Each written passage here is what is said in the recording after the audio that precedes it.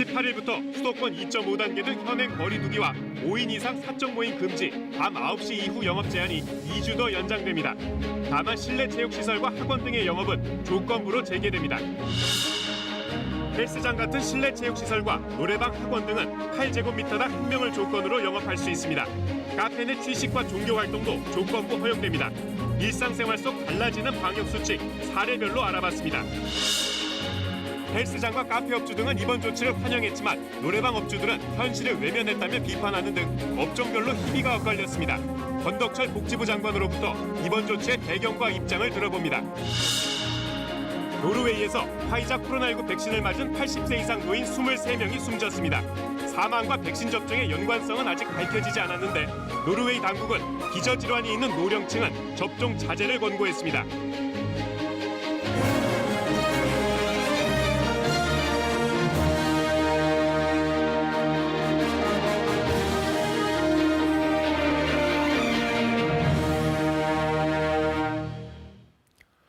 여러분 안녕하십니까? 토요일 9시 뉴스입니다. 현재 시행 중인 고강도 거리두기 완화 여부가 초미의 관심사였는데 정부가 지금의 단계를 앞으로 2주 더 연장하기로 했습니다. 다만 형평성 문제를 고려해 일부 다중이용시설은 제한적으로 영업을 허용하고 포장만 가능했던 카페도 엄격한 조건 하에서 매장 내 취식이 가능하도록 했습니다. 인내와 고통의 시간은 결코 헛되지 않을 것이다. 정세균 총리는 오늘 또 이렇게 호소했습니다. 코로나19 확진 현황은 잠시 뒤에 정리해드리고 달라진 방역 대책부터 집중 보도합니다. 먼저 손은혜 기자가 정부 발표 내용 정리했습니다. 수도권 2.5단계, 비수도권 2단계 격상 이후 세 번째 단계 조정 회의. 이번에도 정부는 단계 연장을 결정했습니다. 5명 이상 사적 모임 금지와 밤 9시 이후 영업 제한 조치를 2주 더 연장하기로 했습니다. 방역의 고삐를 계속 조여 일상 회복을 앞당겨야 한다는 당위론, 수많은 자영업자의 고통을 외면할 수 없다는 현실론 사이에서 깊이 고민했습니다. 방역 수칙의 틀은 유지하면서도 다만 형평성 논란 등이 제기됐던 일부 조치는 보완하기로 했습니다. 수도권 집합금지시설 중 유흥시설을 제외한 실내 체육시설과 학원, 노래 연습장 등이 다시 문을 열게 됩니다. 다만 8제곱미터당 1명으로 인원을 엄격히 제한합니다. 카페도 식당처럼 음식을 먹을 수 있게 됐는데 좌석의 절반만 앉을 수 있습니다. 아니면 거리를 1m 띄우거나 칸막이를 설치해야 합니다. 이용시간은 1시간으로 강력 권고됩니다. 대면 행사가 금지됐던 종교시설의 경우 수도권은 전체 좌석의 10%까지, 비수도권은 20%까지 대면이 허용됩니다. 수많은 소상공인과 자영업자의 시름을 덜어드리기에 충분치 못하다는 점을 잘 알고 있습니다. 그러나 인내와 고통의 시간은 결코 헛되지 않을 것입니다. 이번 방역수칙 조정안은 다음 주 월요일부터 2주 동안, 그러니까 이번 달 31일 자정까지 적용됩니다. KBS 뉴스 손은혜입니다. 보신 것처럼 거리두기 단계는 그대로 유지하면서 일부 다중이용시설 영업을 조건부로 허용한 건데 이 조건이 중요합니다. 뭐가 되고 뭐가 안 되는지, 또 지켜야 할 수칙은 무엇인지 사례별로 알기 쉽게 정리했습니다. 눈여겨보시고 일상에 참고하시죠. 우정화 기자입니다.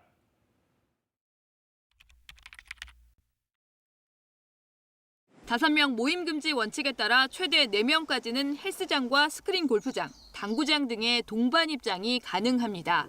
이들 체육시설 내 샤워실은 수영장을 제외하곤 이용이 제한됩니다.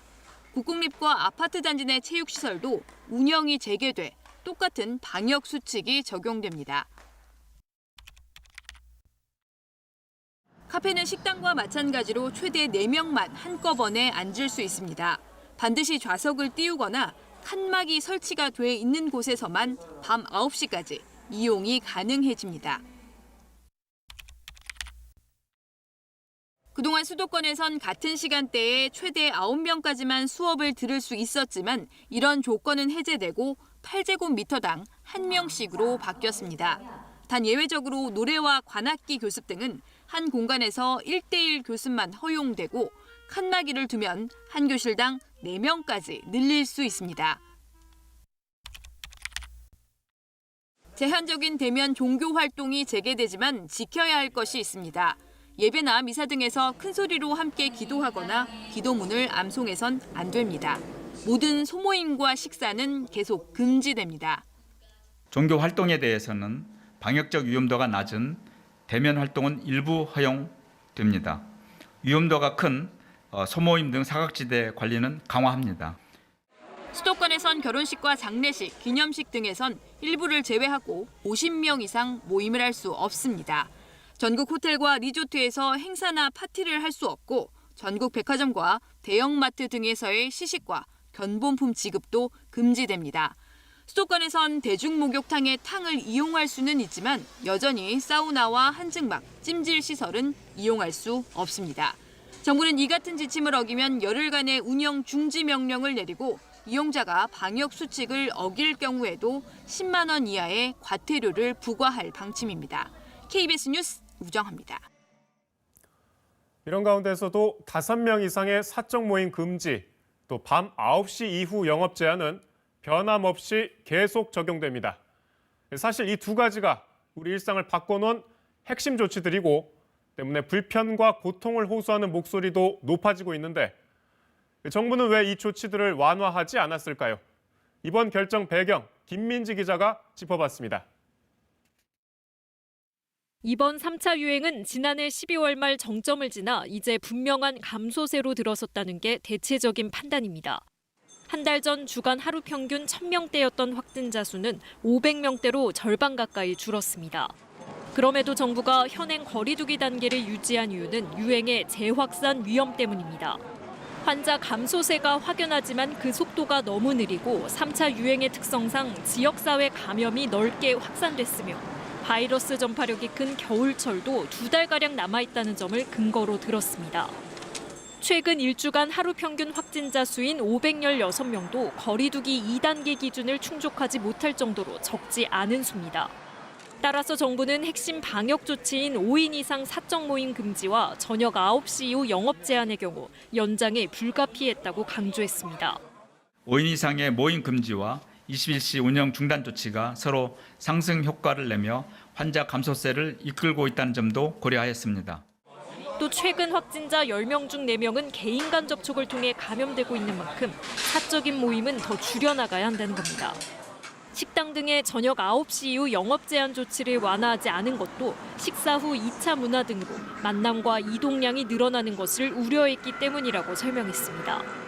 접촉의 기회를 최소화하는 조치가 가장 기본적인 거리두기의 어떤 근간을 이룬다라는 측면에서 9시까지 했던 부분들을 고려를 한 것이다라는 말씀을 드리고요.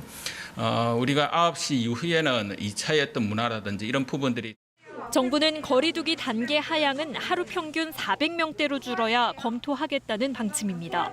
또 5인 이상 모임 금지와 저녁 9시 이후 운영 제한 조치의 완화 여부는 2주 뒤 유행 상황을 보고 다시 논의하기로 했습니다. KBS 뉴스 김민지입니다. 이번 조치를 놓고 업종별로 입장이 극명하게 엇갈렸습니다. 그나마 숨통이 트인다는 반응도 있었지만 노래방이나 식당을 운영하는 입장에서는 밤 9시라는 영업 제한 시간을 풀지 않으면 별로 달라지는 것이 없다고 반발했습니다. 집합금지가 유지되는 유흥시설 업주들의 불만도 커지고 있습니다. 박진수 기자입니다.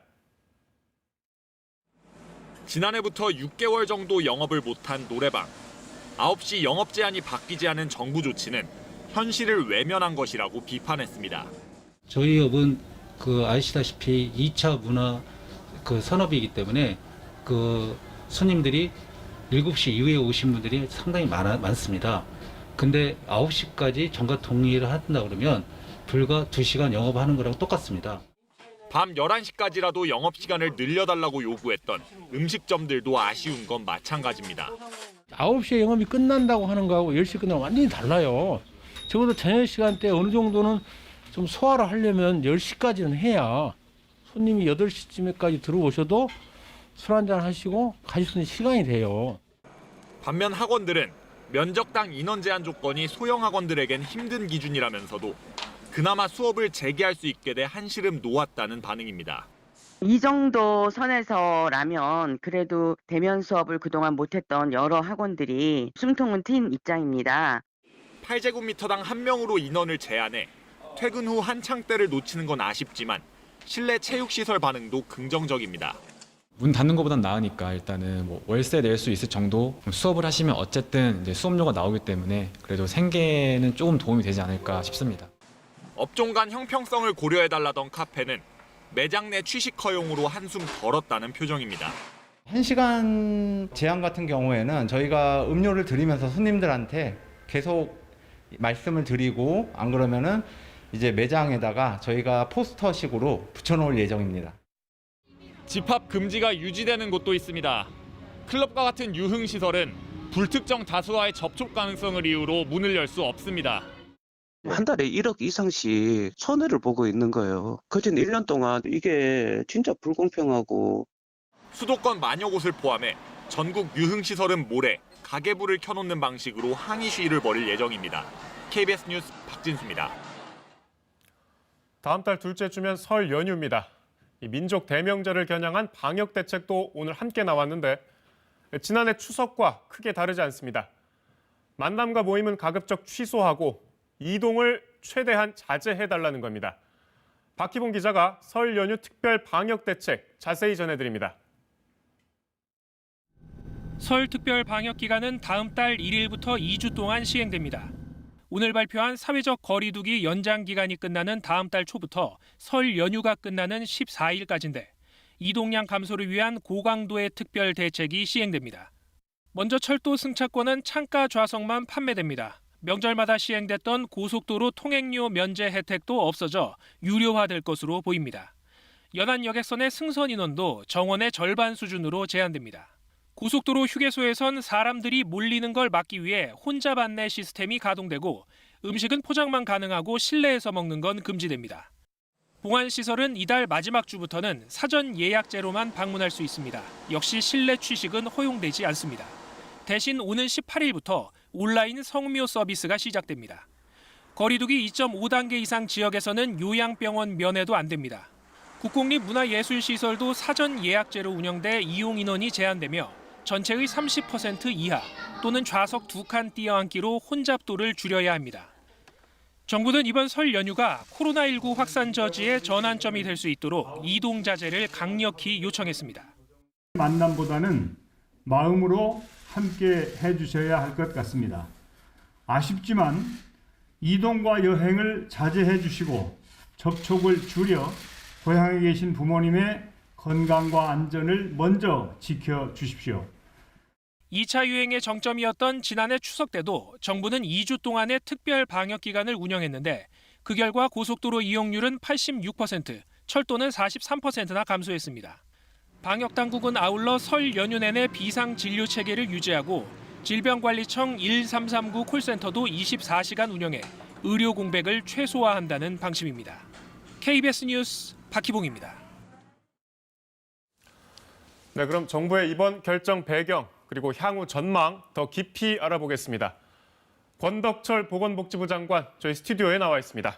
어서 오십시오. 네, 안녕하십니까. 취임 이후 방송 출연은 처음이시라고. 네, 그렇습니다. 예. 일단 그동안 방역 당국이 확진자가 감소 추세라고 여러 번 밝혔기 때문에 거리두기 단계가 이번에 좀 내려가나 이런 기대도 있었는데 단계는 유지가 됐습니다. 그 이유가 뭔가요? 네, 그렇습니다. 현재 500명대 확진자가 나오고 있습니다. 그리고 겨울철이라는 바이러스의 활동이 가장 높은 그런 시기이고 또한 사람 간의 접촉에 의한 확진자가 많이 나온 상황이라서 현재 단계를 유지하기로 했습니다.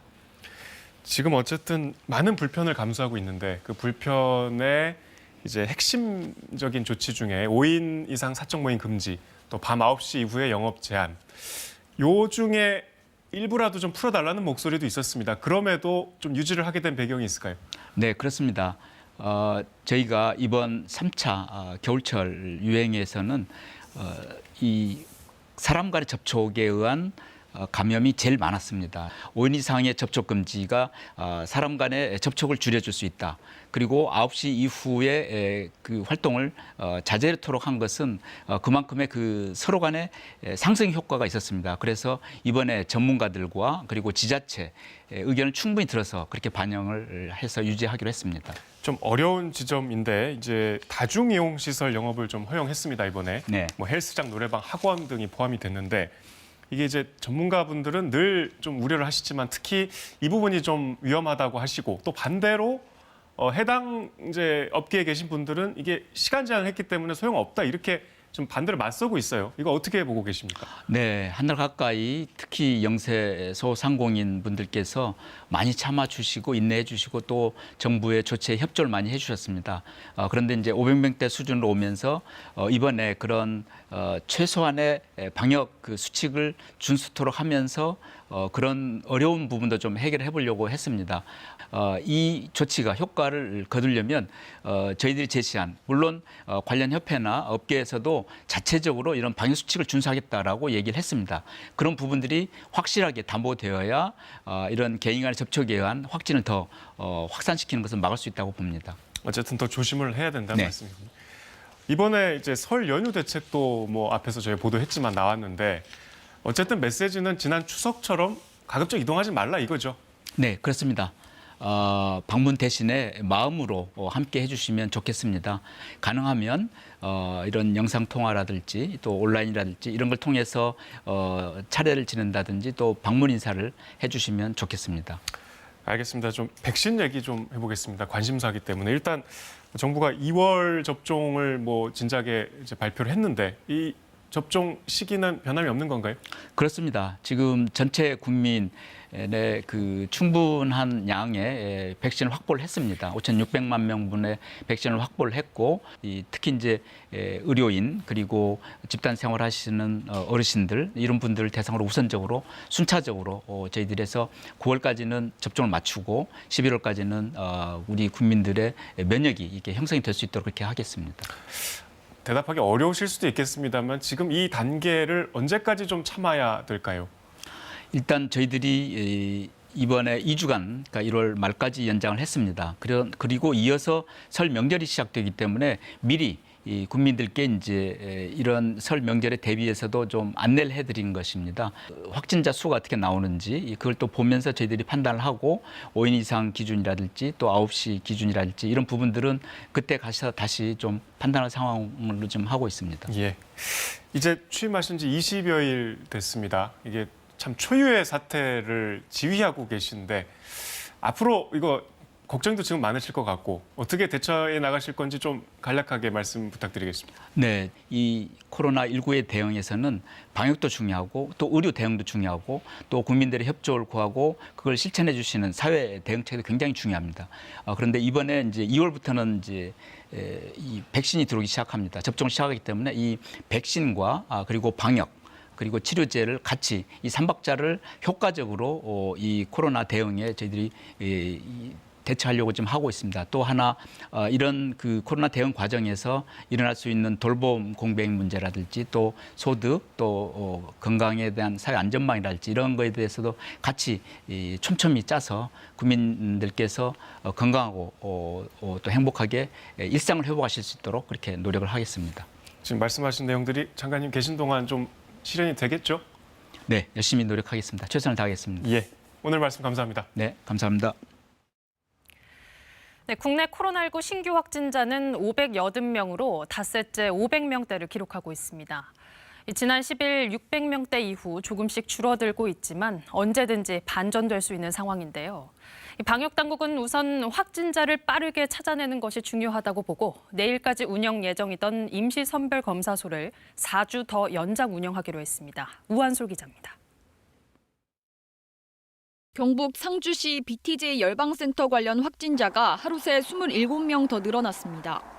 센터를 방문한 거로 추정되는 사람이 14명, 추가 감염자가 13명인데 방역당국은 아직 추정 노출자 3명 중 1명은 검사를 받지 않았다고 보고 있습니다. 검사 결과 미등록자가 지금 1,016명이라고 말씀드렸는데 이 전산 시스템에 등록을 해주셔야 이제 저희가 이제 그 결과를 확인을 합니다만은 아직 그 결과가 등록되지 않은 이들을 포함한 국내 신규 환자는 닷새째 500명대를 유지하며 소폭 감소세를 보이고 있습니다. 하지만 감소폭이 작고 속도도 더딘 상황. 그래서 당분간은 우리 주변의 확진자를 빠르게 찾는 게 중요합니다. 이에 따라 방역당국은 내일까지 운영 예정이던 수도권 임시 선별검사소를 설 연휴가 끝나는 다음 달 14일까지 늘리기로 했습니다. 지난 한 달 동안 수도권 확진자 10명 중 1명이 이곳에서 확인되는 등 숨은 감염자를 미리 발견해 지역사회로의 확산을 억제했습니다. 하지만 원래 취지와 달리 임시 선별검사소에서 확진된 사람의 절반 정도가 앞선 확진자와 역학적인 연관성이 있는 거로 나타났습니다.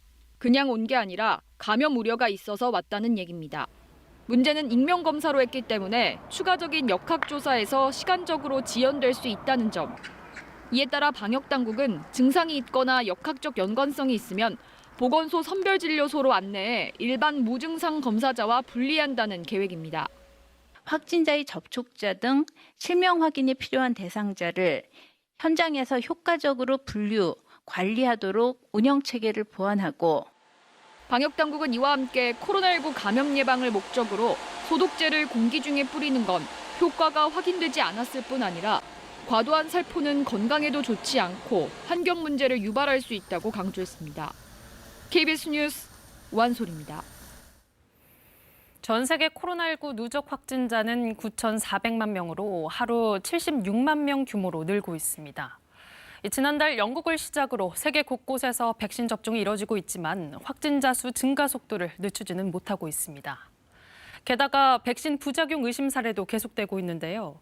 미국과 포르투갈에서는 건강하던 의료진이 화이자 백신을 접종받은 뒤 숨졌고 노르웨이에서도 화이자 백신을 맞은 80대 요양원 거주자 23명이 사망했습니다.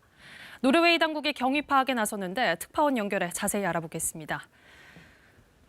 네, 유현중 특파원, 이 고령자 23명이 모두 백신 때문에 사망한 건가요?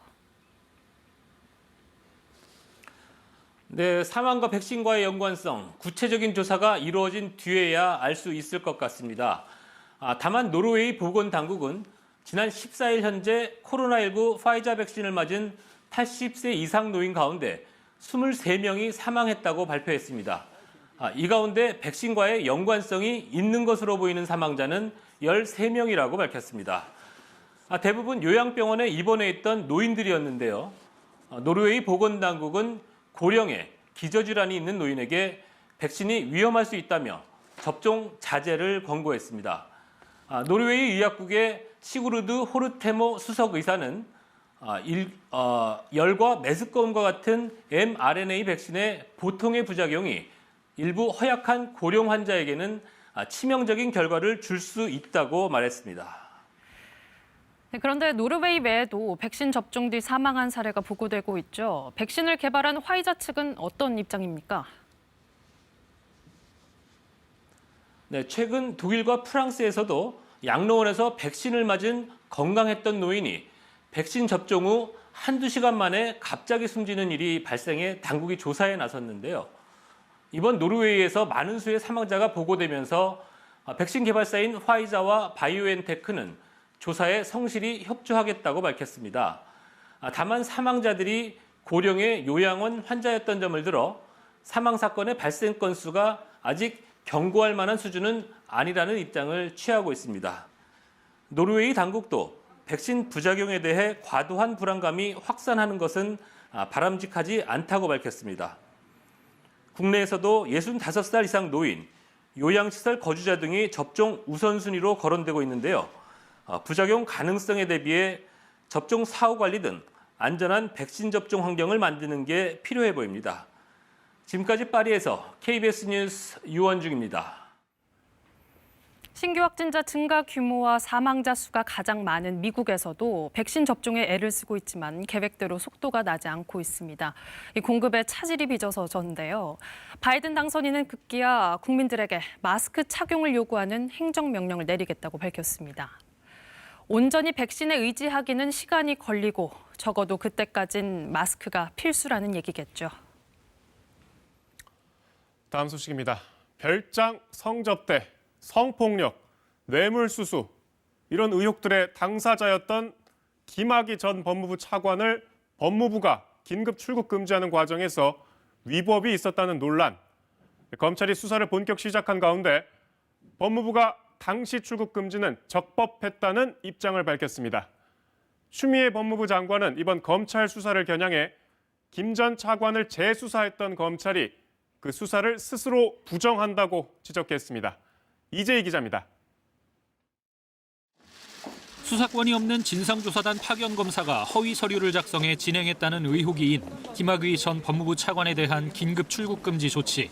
위법 논란이 계속되자 법무부가 오늘 당시 출국 금지는 적법했고 절차 논란은 부차적이라는 입장을 밝혔습니다. 법무부는 출입국 관리법상 수사기관 요청 없이 법무부 장관이 직접 출국 금지 조치를 할 수 있다고 설명했습니다. 그러면서 당시 김 전 차관이 출석 요구에 불응하고 도피 우려가 제기됐던 만큼 논란이 불거진 대검 진상조사단의 요청 없이도 장관이 직권으로 김 전 차관의 출국을 막았을 것이라고 밝혔습니다. 또 당시 김 전 차관의 비행기 탑승 직전 출국 시도를 파악했던 만큼 긴급 출국 금지가 불가피했다고 설명했습니다. 법무부 입장 발표 직후 추미애 법무부 장관도 검찰 수사를 강력 비판하는 글을 SNS에 올렸습니다. 국민의힘 고발로 안양지청에서 수사 중임에도 대검이 사건을 재배당해 대규모 수사단을 구성했다며 검찰의 과거 사위 활동과 그에 따른 재수사를 스스로 부정한다고 주장했습니다. 출금 요청 서류 허위 작성 의혹에 대해선 당시 검찰 수뇌부가 오히려 출금을 연장 요청하면서 관련 수사를 진행했다고 지적했습니다. 또 2013년 황교안 전 장관도 사건 번호도 없이 참고인에 대해 직권으로 출국 금지 조치를 한 사례가 있다고 언급했습니다. 앞서 지난 13일 대검찰청은 안양지청에서 맡았던 사건을 수원지검 본청으로 재배당한 뒤 검사 5명으로 구성된 수사팀을 꾸려 수사에 착수했습니다. KBS 뉴스 이재입니다. 음주운전을 해서 사고를 냈는데 처벌을 받지 않았다. 실화입니다. 경찰이 음주 측정 규정을 위반했다는 이유로 음주운전자는 무혐의 처분을 받았고 심지어 이 운전자 측 보험사는 피해자에게 보험금 일부를 돌려달라는 구상권까지 청구했다고 합니다. 이쯤 되면 경찰이 피해자에게 적어도 사과는 해야 하지 않을까요? 김용덕 기자입니다. 유흥가 주변 도로를 지나는 승용차. 골목에서 튀어나온 차량과 충돌합니다. 전혀 피할 수도 없었고요. 거의 아이들하고 와이프하고 다 있었는데 차 안에서 하도 욕소리 심해가지고 애들 귀 막고서 계속 움직이지도 못하고 있었어요. 당시 사고가 났던 현장입니다. 사고 운전자는 경찰이 음주 측정을 하려 하자 욕설을 하는 등 거칠게 행동했고 경찰관도 여러 명 출동했는데요.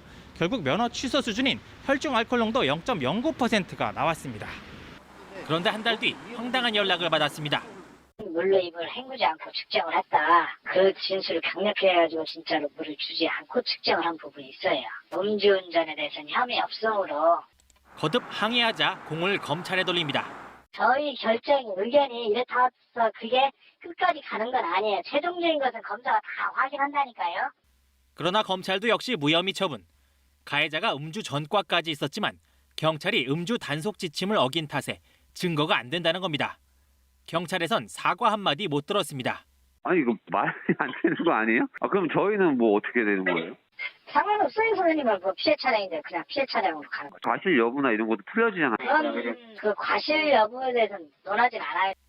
가족까지 다치는 피해를 입었지만 가해자 측 보험사로부터 보험금 일부를 되돌려달라는 등의 구상권 청구까지 당했습니다.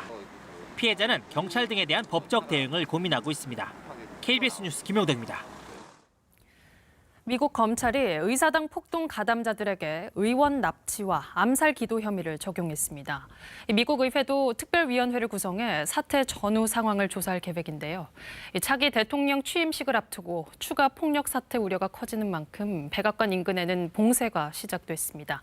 워싱턴 김기현 특파원입니다. 얼굴에 페인트를 칠하고 뿔 달린 모자 차림으로 의사당 폭동에 적극 가담했던 제이컵 챈슬리.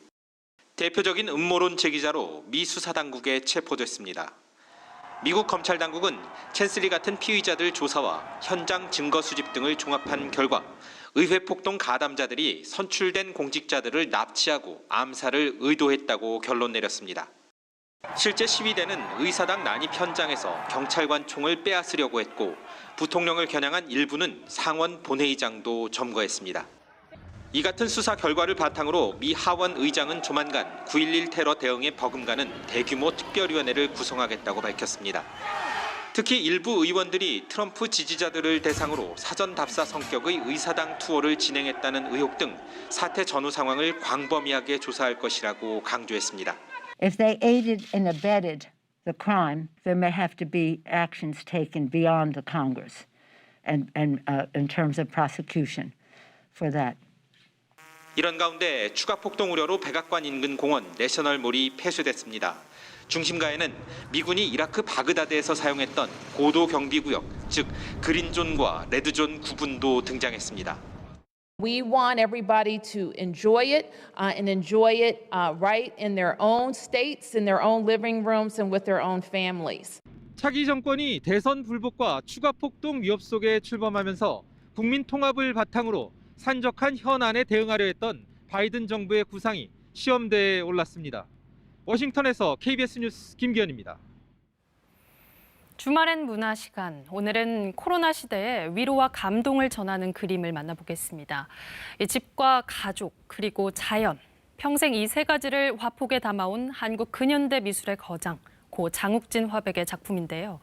그가 전하는 가족의 의미는 코로나 시대에 어떻게 다가올까요? 김석 기자가 안내합니다. 낮은 지붕 아래 오손도손 모인 네 사람. 가족 사진 같은 그림입니다. 손바닥만큼 작은 화면에 잔잔한 행복이 가득합니다. 마치 어린아이가 그린 듯 천진한 동심의 세계.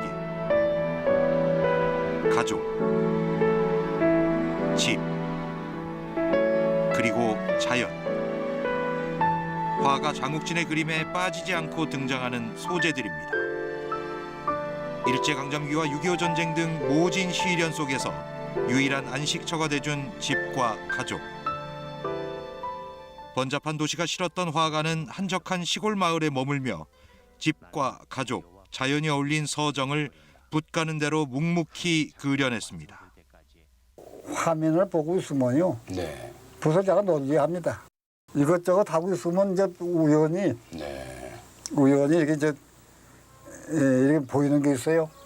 그때 이제 집중하는 거죠. 그림도 정신도 삶도 심플했던 화가 장욱진. 돈이나 명예 따위에 흔들림 없이 오로지 그림만을 향해 모든 열정을 쏟아부은 천생 화가였습니다. 그런 아버지가 떠난 지 어느덧 30년. 지금도 매일같이 아버지 사진을 보며 이야기를 한다는 딸 경수 씨의 감회는 더 남다릅니다. 여기에 들어와서 아버지 그림을 싹 보니까 제가 아버지를 뵙는 듯이 정말 가슴이 뭉클하면서 눈물이 날 지경이더라고요. 이 어려운 코로나 시기에 많은 사람에게도 이런 나와 같은 안정과 포근함을 좀 주었으면 좋겠다라는 생각을 했어요. 집에서 가족과 함께하는 시간이 많아진 코로나 시대에 더 특별한 감동으로 다가오는 화가 장욱진의 대표작 50여 점을 감상할 수 있습니다. KBS 뉴스 김석입니다.